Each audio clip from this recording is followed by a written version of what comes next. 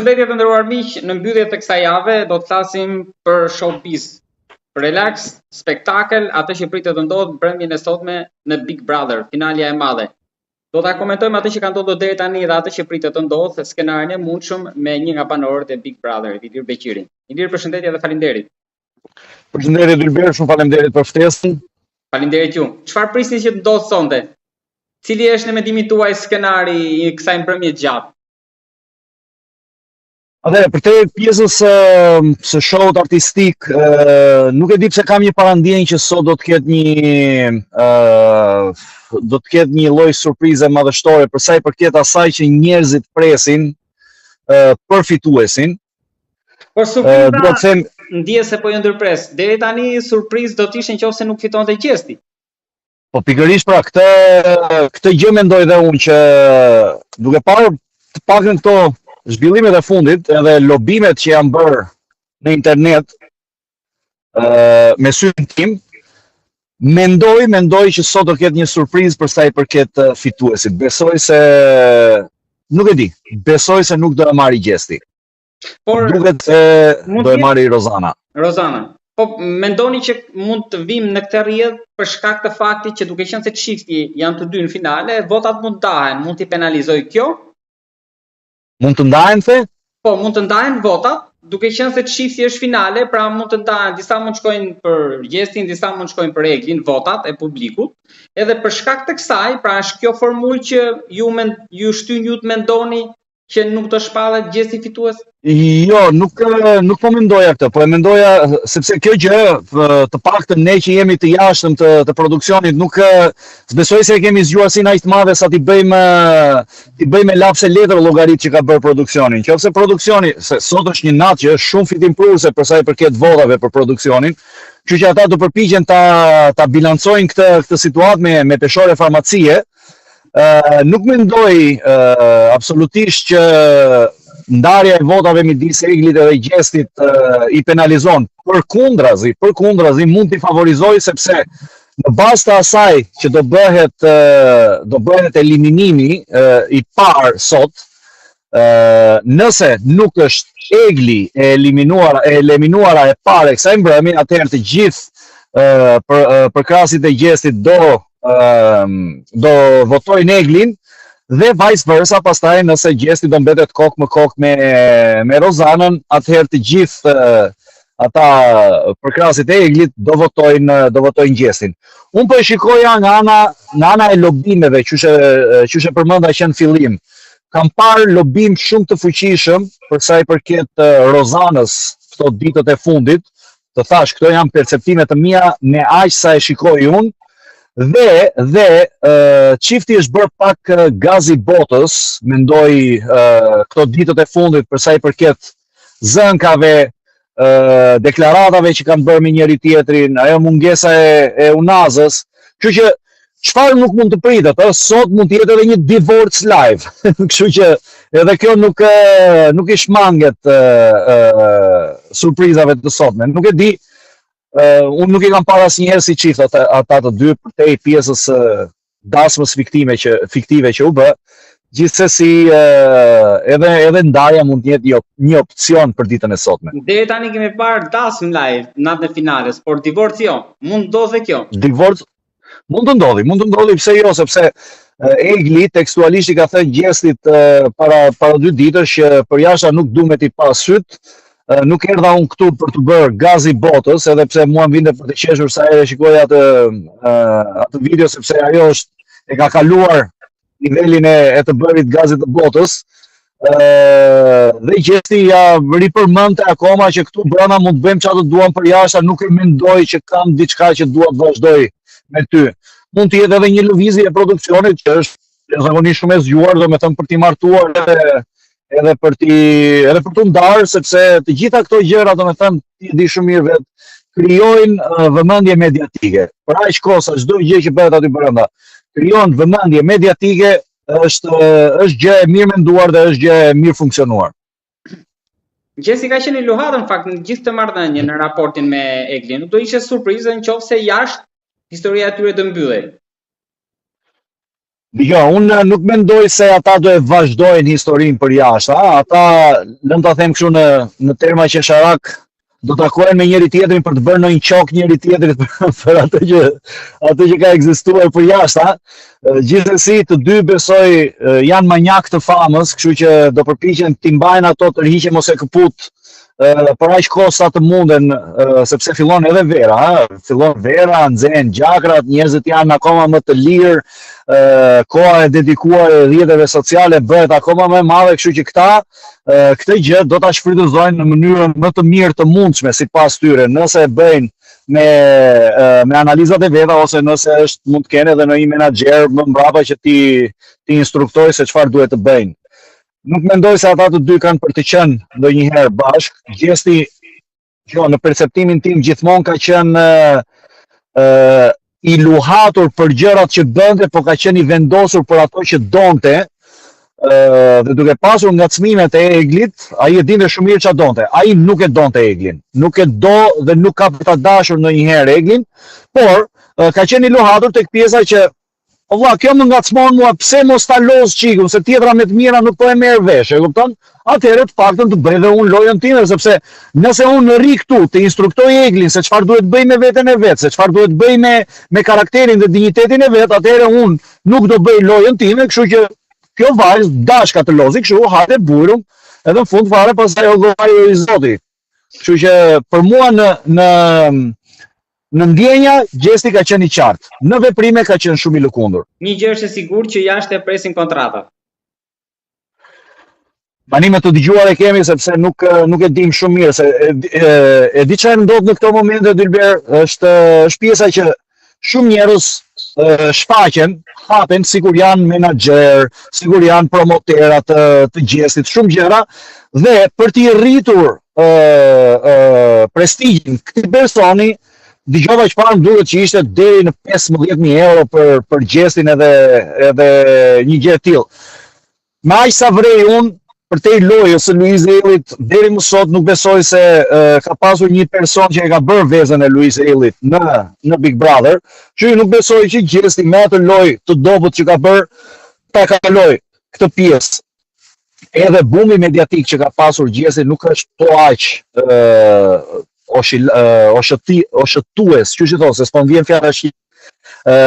Sa ka qenë një hona e Luiz Ellit. Kështu që në këtë moment shumë persona po japin shumë informacione të rreme online për sa i përket kontratë. Që do ketë kontrata, do ketë jashtëzakonisht shumë këtë djalë, e kupton? Nëse do arriti menaxhoj në mënyrën e duhur, atëherë ky person do dali shumë herë më i tuar se ç'fitoi brenda në shtëpi. Nga analiza juaj deri tani nuk më përmendët Laertin, në mos gaboj, në asnjë rast. Nuk e shikoni si fitues pra absolut? Mua Laerti nuk më pëlqen fare për lojën që ka bërë, më pëlqen vetëm për pjesën e qytetarisë që ka treguar, edhe pse mendoj sepse ajo ka qenë e imponuar. Laerti deri diku mund t'i njoh një minimum loje, atë që ka bërë me Rozanën, po dua të them dhe këtë tjetër që është zgjuarësia e avancuar e Rozanës, që ka kuptuar çfarë kërkon Laerti dhe i ka dhënë aq sa mendonte Rozana që ishte e domosdoshme edhe për mos të kaluar lojën e Rozanës. Jo se Rozana ka pas ndonjëherë frikë për shembull nga loja e Laertit. Laerti aty ka vajtur me disa dinamika që nuk janë në perceptimin tim nuk janë shumë të forta për të merituar finalen. Ndoshta nacionaliste e preku apo dëgjoj, unë besoj jam nga të paktët persona në Shqipëri që mendoj që Laerti nuk është as pak nacionalist. Këtë mund ta them edhe për korrektësi për shikuesit tanë, domethënë. Unë jam çam në origjinë dhe Laertin e shikoj si një person filo-grek. Do me thënë person që lobon për interesat e Greqisë. Sepse mua nuk më duket as pak kazuale që në periudhë zgjedhjesh në Shqipëri të vi nëna e Laertit aty dhe të bëj të gjithë atë show-un grek. Unë e quaj ta show grek. Sepse ti nuk erdhe atje për të treguar që ishe minoritare, që bëre këtë, që bëre atë, pjesën e nacionalizmit Laerti në thonjza e shpjegoi shumë bukur vetë brenda që na pas ka qenë ai që i ndihmonte shqiptarët, edhe pse unë them kam informacione shumë të fuqishme që ka qenë spiun i grekëve, jo ndihmues. Është shumë e fortë, por bazohet në fakte konkrete?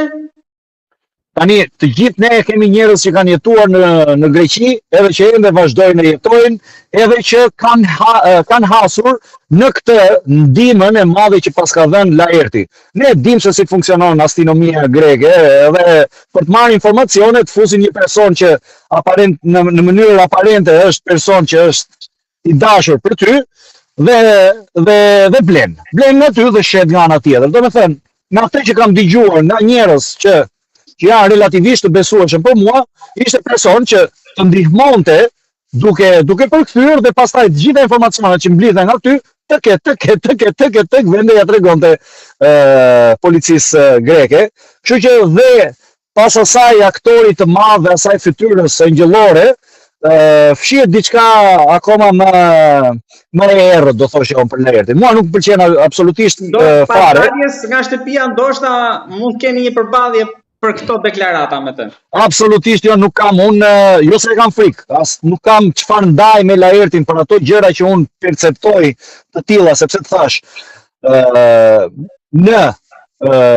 duke mbrojtur interesat e shqiptarëve mu duk jashtëzakonisht shumë e tepruar pjesa e nacionalizmit që u shfaq në televizion kombëtar dhe jo vetëm është një nga televizionet më të zgjedhura, më të shikuara, dhe në periudhë zgjedhjesh nuk është koincidencë që të flitet kaq shumë.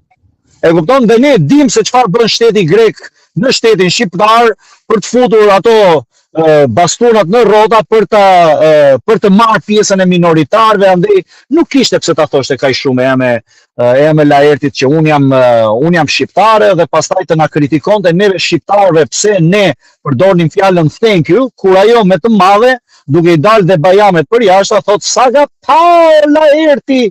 Domethënë këto ishin në disa vende që mund t'i kenë relatat më të ngatuara me njëri tjetrin, kjo mund të ishte një provokim i hapur. Dhe të thash, duke mbrojtur interesat e Shqipërisë, ishte e tepruar dhe aq më tepër duke futur pak edhe koeficientin e emocionalitetit tim si banor i komunitetit çam, atëherë mu duk jashtëzakonisht e egzageruar. Dhe nuk i besoj Laertit për atë. Edhe diçka të fundit kam tek pjesa e Jozit. Kemi parë që pas incidentit që ndodhi, ishte në kullën e jasharajve, po tenton të rregulloj marrëdhëniet. Nuk e di a ishte, por po një foto, pra nuk e di nëse fotoja është e tanishme. Dgjoj, për mua Jozi është një fëmijë i rritur në trup dhe jo në mendje, është një mashkull jashtëzakonisht fodull, dhe në perceptimin tim Jozi vetëm një gjë që duhet kishte bërë pas asaj që ndodhi ishte e para të kërkonte një falje jashtëzakonisht të fuqishme, dhe e dyta mos t'i vazhdonte këto provokimet që po bën, sepse ne publiku nuk jemi budallëj. Jozit mas e duket vetja, e di si është kjo, është ai, po e them sepse të thash kam edhe këtë mungesën e shprehis se shumë fjalë më vinë në italisht, po është deliri i psikopatit quhet këtu. Një psikopat gjithmonë mendon që është më i zgjuar se ty dhe veprimet që bën i bën të pamenduara, sepse ai thotë që unë jam i zgjuar se këta jam gjithmonë një hap më përpara këta, na del me persona të fortë në video, na ekspozon Rolexat, gjërat. Domethënë kjo do të tregojë që Jozi e pare punës nuk ka reflektuar për atë që bëri, nuk i vjen keq për atë pëllëm që i dha gjesti. Kërkoi falje, ju thoni që nuk ka reflektuar, nuk është... Që do faljen, për çfarë do faljen verbale kur ti na del me persona të fortë? Pse del me persona të forti? Hajde ta bëjmë analizën. Këto janë njerëz që të kërcënojnë, që janë akoma njerëz më budallëj se ty, sepse të thash, kjo gjë është, ajo duhet mbetej atje, dhe kjo bëri një gabim, u bëri një gabim shumë trashanik me këtë pjesën, sepse u futën në mes të dy shtetet, dhe dashje pa dashje, Jozi me atë ignorancën që e karakterizon, futi dy popull në luftë, po të themi, dy popull, futi të njëjtin popull në luftë dhe përçau, sepse njerëzit filluan me fjalën Kosova-Shqipëria, Kosova-Shqipëria. Deri më sot nuk ishte diskutuar ndonjëherë Kosova dhe Shqipëria. Dhe akoma nuk duhet të diskutohet, dhe prandaj unë kam qenë partizani i asaj pjesës që mos e transmetoni atë video, sepse ekua e fjalës së budallait në ditët e sotme është akoma më e fortë se ekua ose ajo heshtja e njeriu të zgjuar, e kupton? Kështu që budallënit vazhdonin flisnin jo Kosova, jo Shqipëria, jo do ju vrasim, jo do ju bëjmë, shqiptarët nga ana tjetër, jo kështu do ju presim, do ju hajeni kur të doni, dhe u bë një gjullurdi shumë e madhe për një plan, që është ajo flaka atje, e kupton? Dhe Jozi, faljen që e kërkoi e ka kërkuar vetëm sepse por mua ja kam kërkuar ta kërkoj faljen. Dikush ja ka kërkuar, dikush që është më i zgjuar se ai në televizion i ka thënë kërko falje, mbyllë këtu, por me ignorancën që e karakterizon e para del me çuna të fortë në për video gjëra që janë provokime të tipit hajdeni ne këtu jemi, e kupton? Dhe pastaj kjo pjesë e postimit në kullën e Jashareve është një vazhdim i hapit të budallik që bën Jozi, sepse s'të marr vesh. Njëherë thua më fal, pastaj na del me çuna të fortë, na ekspozon Rolexa, na vë dhe këm me mesazhe nga mbrapa, pastaj vete prap edhe poston foto duke thënë që ja unë se s'po e marrin vesh. Çfarë do të thotë ai? Ja unë jam këtu, hajdeni më kapni, apo unë erdha këtu sepse kam respekt për popullin tuaj, që dhe e thënë kështu do ishte akoma më provokim për popullin tuaj, sepse në fundit jemi i njëjti popull, e kupton? I humbi të gjitha. Shiko, është shumë herë tani për të thënë që i humbi të gjitha, sepse duhet ti kishe humbur të gjitha, Jozi, të paktën në tregun mediatik shqiptar. Po me çfarë nuk po dëgjojmë tani vërdall, po thonë që Jozi pas ka pasur një buj shumë të madhe, janë vënë në radhë njerëzit që e kërkojnë Jozin për ta marrë në koncerte e në gjëra të tjera. Të thash, tregu mediatik në Shqipëri funksionon në mënyra shumë të çuditshme, kështu që unë nuk do nxitohesha të jepja një prononcim për sa i përket a ka humbur apo ka fituar, sepse të thash, në shumë atmosfera në përbot, Jozi nuk e mban mend Chris Brown, po të marr vetëm një shembull. Chris Brown, del Rihanna tha, më ka qelluar, më ka rrahur, asnjëri nuk e kishte parë. Chris Brown në industrinë e muzikës nuk po ngre kokë. Vajti 10 vjet po ngre kokë. E kupton? Tani e njëjta gjë duhet kishte ndodhur dhe me Jozin për sa i përket televizionit në Shqipëri, por prandaj të thash, çfarë po përfitet. Mendoni që mund të jetë apo nuk besoni që mund të jetë pjesë e spektaklit? Në asnjë lloj mënyre. Jo, absolutisht jo. Ai të paktën me sa diun me informacionet që kam unë është banuar nga Top Channel për jetë. Ai person, imazhi i tij në Top Channel nuk do shfaqet, as nuk do përmendet emri i tij ndonjëherë në Top Channel, sepse kjo do shkonte edhe kundra politikave të televizionit. Do me thënë, me çfarë ndodh për sa i përket, jap një detaj të vogël të kontratës, nëse është e njëjta, nëse ti refuzon ose del nga show me vullnetin tënd të lirë, atëherë ty të hiqet çdo lloj, çdo minutazh ose sekondazh kohë televizive që ke në atë televizion. Sepse normalisht logjika të çon këtu, s'dashke ti, okay, dhe ne nuk ta japim. Dhe aq më tepër kur del në mënyrë dhunuese si kjo, Top Channel normalisht mban qëndrim për çka ndodhi dhe nuk mundet kurse si ti japi ende kohë televizive një personi që bëri atë gjest. Ndoshta në një emision ku di un tip Grida Duma ose në një emision me karakter kritik mundet, por për mua Jozi për shumë vite do ketë probleme të shfaqet në Top Channel. Pyeta sepse rregulli i parë që një eliminuar nuk mund futet, po thye, edhe ai u fut, i eliminuari. Prandaj duke qenë se ndodhej në e parë, pse mos ndodhej në e dytë?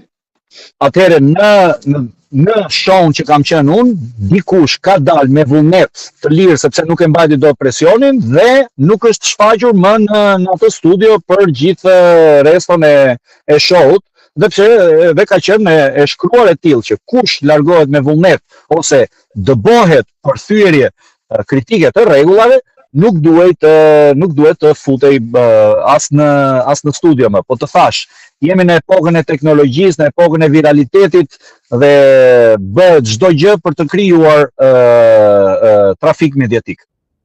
Ilir, faleminderit shumë. Falenderoj shumë për intervistën, të uroj suksese të mëtejshme në portalin tënd, se të thashë ndiqja edhe para se të më shkruaje. Faleminderit. Edhe shikohemi në herët e tjera.